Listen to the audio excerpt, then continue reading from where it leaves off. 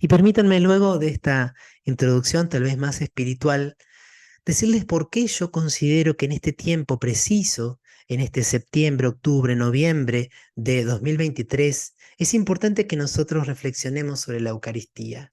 ¿No hay otros temas más urgentes? ¿No parece que hay otros temas que están como más de moda, que tienen más que ver con lo que está viviendo la sociedad y la cultura de hoy?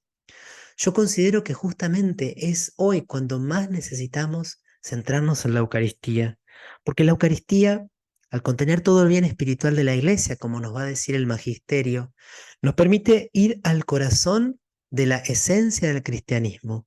Voy a dar 5 motivos. Estos son reflexiones mías, no los tomé de otro autor y podríamos quizá agregar más, pero a mí me ha parecido enormemente relevantes. La primera es porque la Eucaristía, en ella, encontramos el propium cristiano. ¿Qué quiere decir el propium cristiano? Aquello que es esencial, aquello que nos identifica, lo que es irrenunciable, lo que nos hace ser quienes somos. En la Eucaristía están sintetizados todos los dogmas que constituyen el núcleo de nuestra fe, esa fe por la cual tantos millones a lo largo de la historia derramaron su sangre.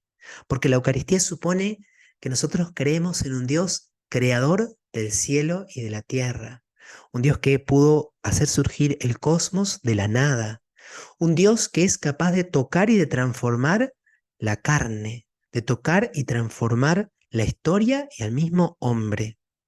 También creer en la Eucaristía y profesar la fe en ella es asumir que nosotros estamos también en la historia bajo el yugo del pecado, que ha ocurrido una desobediencia cuando nuestros primeros padres no confiaron en Dios y tomaron del fruto allí en el paraíso terrenal del árbol del conocimiento del bien y del mal.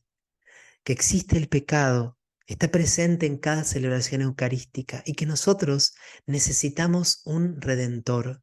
Somos una humanidad herida, una humanidad caída, necesitamos ser rescatados y restaurados y eso no lo podemos hacer por nosotros mismos. Pero gracias a Dios, su misericordia es más grande que nuestro pecado. Y Él ha venido a rescatarnos, ha venido a buscarnos, ha pagado el gran precio de su sangre. Pero también celebrar la Eucaristía es confesar el misterio de la encarnación. Y solo nosotros, los cristianos, afirmamos, creemos, confesamos con todas nuestras fuerzas que el Verbo se hizo carne, que Dios se hizo hombre, que lo eterno entró en la historia. Confesamos que el Hijo de Dios se hizo Hijo de María, asumió su carne en su seno virginal. Y también afirmamos y celebramos como lo esencial de nuestra fe el misterio pascual. ¿Qué es el misterio pascual? La muerte, la pasión, muerte, el descenso a los infiernos, la resurrección y la ascensión gloriosa de Jesús a la espera de su segunda venida. Confesamos que el momento culminante de la historia es el momento en el cual el Hijo de Dios derramó su sangre por amor, pero al tercer día resucitó de entre los muertos y somos salvados por la entrega pascual de Cristo.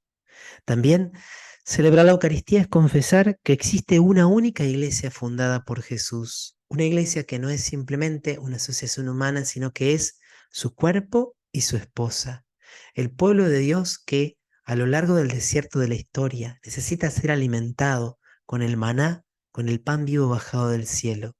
Finalmente, hablar de Eucaristía es hablar de escatología, es hablar de un final de la historia que se realizará y que se va vislumbrando poco a poco cada vez que celebramos este sacramento.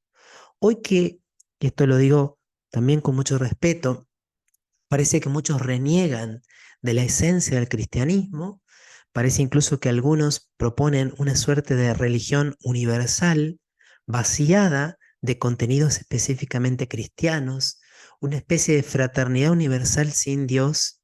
Celebrar la Eucaristía significa decir, creemos en el Padre, el Hijo y el Espíritu Santo, creemos en la encarnación, creemos en la Pascua, creemos en la Iglesia, creemos en el juicio, creemos en la segunda venida gloriosa. La Eucaristía es entonces, y se toca con el argumento anterior, el antídoto contra las fuerzas disolventes presentes en nuestra cultura. En este tiempo que algunos llaman posmodernidad, que otros incluso más negativamente quizás llaman la era del vacío, que ha dado lugar a una sociedad líquida, donde ya no hay contornos, donde la verdad está distorsionada o totalmente difuminada, donde incluso se reniega de la creación, donde se dice que ser persona humana es ser una libertad absoluta entre dos nadas, o una vida ligada y solamente posible entendida como un absurdo que solamente se puede afrontar desde la angustia. La Eucaristía dice, el cuerpo y la materia son buenas. Tan bueno es el cuerpo que la salvación pasa por el cuerpo. La redención pasa por la carne de Cristo y por nuestra carne tocada y transformada en la Eucaristía. Nos dice también la Eucaristía que la vida tiene un sentido y que el dolor tiene un propósito, que el cuerpo nos ha sido dado para entregarlo por amor y que el dolor aceptado y asumido desde Dios puede tener un significado redentor. Y por ende, celebrar la Eucaristía, creer en la Eucaristía, supone que la verdad puede ser conocida, que no son solo una suma de opiniones que nos rodean, una suerte de arenas movedizas en la cual nada estable encontramos. Hay palabras en las cuales nosotros podemos confiar, palabras de las cuales nunca podemos dudar. Aunque fallan los sentidos, la vista, el gusto, el tacto, el oído escucha y confía y cree y se entrega y adora. Y la Eucaristía también nos recuerda frente a la mentalidad narcisista que tantas veces nos rodea, o pelagiana, según la cual yo no necesito de nadie, yo me salvo solo, yo me realizo a mí mismo. La Eucaristía nos recuerda que lo mejor de nuestra vida consiste en donarnos y que al mismo tiempo necesitamos que otro sea quien nos lleve a nuestra propia plenitud. En la Eucaristía recordamos que Dios es al mismo tiempo trascendente e inmanente. Es inmenso y se hace pequeño. Es digno de ser adorado y exaltado, y es también un Dios amante enloquecido de amor.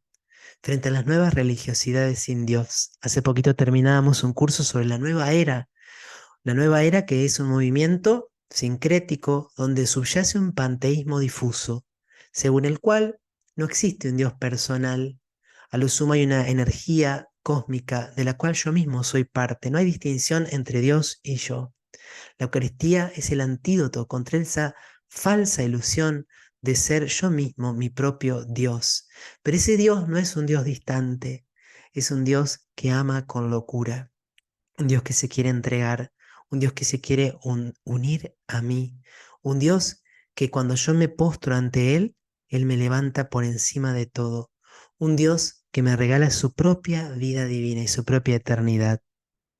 También me parece muy importante que hablemos de la Eucaristía, que meditemos, que adoremos la Eucaristía, que aprendamos más sobre ella, porque ella nos revela el verdadero rostro de la Iglesia de Jesús y su misión en el mundo, un misterio sobrenatural que excede lo meramente sociológico. La Iglesia no es una ONG, repite tantas veces el Santo Padre Francisco. La Iglesia no está en el mundo solo para proponer justicia o solidaridad o mera fraternidad humana. La Iglesia es la presencia de Cristo en el mundo, prolongación de su encarnación, prolongación de su Pascua, anticipo de la vida futura. La Iglesia es vida divina que se ofrece y se derrama. La Iglesia existe en la tierra, esto lo decía Benedicto XVI con muchísima profundidad, sobre todo para adorar, para dar culto. En una magnífica homilía a monjes contemplativos les decía, ustedes nos recuerdan a todos los cristianos que la primera misión de la Iglesia en el mundo es el lugar del culto verdadero. La Iglesia existe para recordarle a todos los hombres que el hombre ha sido creado para la alabanza y para la adoración.